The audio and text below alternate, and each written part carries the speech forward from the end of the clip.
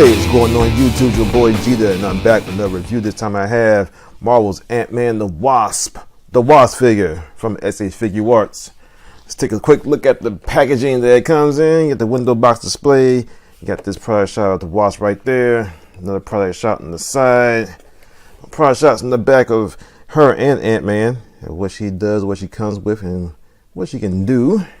Another product shot right there. Your typical stuff on the bottom. Nothing on the top, and off the box goes. And inside the box, along with the figure, what you do come with is 2 flying hands, 2 stylized hands. You get a replacement grip for the stand. The stand comes with this I guess a specialized US version of the figures come with these type of stands.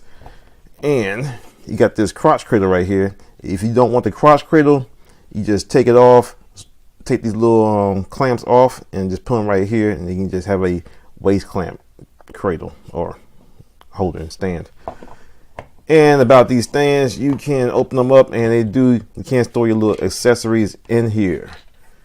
If you don't want to feel like putting them in the box, you want to change it up every once in a while, you can do that. Also instructions. And before I get to the figure, look at the stand real quick. It's okay. It kind of a little loosey goosey in some places. Like right here, it will just spin around to get the figure on here at this point right there. But it has nice articulation and range for. And to swap out the hands, all you gotta do is just pull them off and put them on. Easy peasy, lemon. Yeah. And for the figure, you get the Wasp figure, and she looks great. Looks great. I don't remember her costume being this blue in the movie, but I mean, lighting can make could have prevented that from coming out or coming clear to the average viewer. But it looks very nice. Looks the part, I would say. One thing I don't like right off the bat is just you got the translucent plastic for the helmet, but there's no face behind it. They could at least paint some eyes. If they couldn't get the likeness for Evangeline Lilly, they could have just painted like I said, eyes behind the mask or something like that. And it just looks like it's a droid, pretty much. And like I said, we don't get a head sculpt of the actress for this figure either. But like I said, it looks good, nicely molded. Got the wings in the back. They do not come off, but they are very stiff when you get them out the package, so be careful. You want to move it out close to the joint as possible. They do rotate, and they do got a hinge right there, so you can pose them in a various amount of ways if you choose to. And that's for all 4 of them. Got the rotation and the hinge. And for articulation of the figure, her head is on I want to say a double ball peg, so she can look up right good, can look down, get more articulation by moving the neck.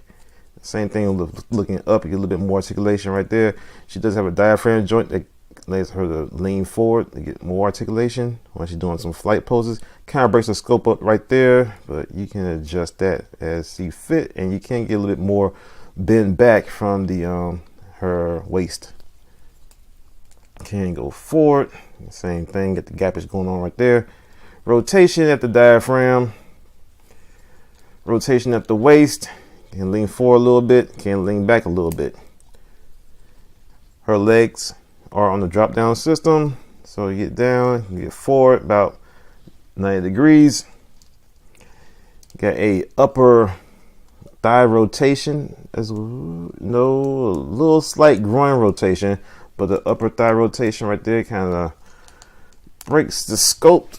But yeah, it kind of breaks up the sculpt of the leg right there. Looks kind of weird and stuff. Double jointed knee. Get more than 90 degrees. Kick your own butt. That knee. Somewhat of a rocker. A very tiny bit. That rocker right there. Foot tilts down. Foot tilts upward, and has a toe hinge. And for the arms, they do have a butterfly right there, but when you try and put them into like a natural just standing there pose, you get a little bit of gappage. Hold on. You get a bit of gappage right there on the product shot. They try to hide that with her walking and stuff like that, but it's kind of piss poor. They should have put like a cap right here to try to hide this joint right there. You can see the peg, the stem, and everything right there. But you can finagle around it to kind of hide it a little bit, but it's still a little bit noticeable. But the arms can go around 360. You can kind of get in the way because of the wings, no matter where you put the wings at. Like I said, you get the hinge, the butterfly hinge going forward. Can go up at the shoulder about that much. Rotation at the bicep. Have a single hinge elbow to get you more than 90 degrees. Hands are on a ball hinge, so you get the flexing of it, the hand. And they do rotate around 360. Okay, let's do some size comparisons. Here she is next to Black Widow. Figuarts. And they're about the same height. Here she is next to a Marvel Legends Maria Hill. And here she is next to a Figuarts Ant-Man Civil War type. Okay, there you have it. I do like this figure.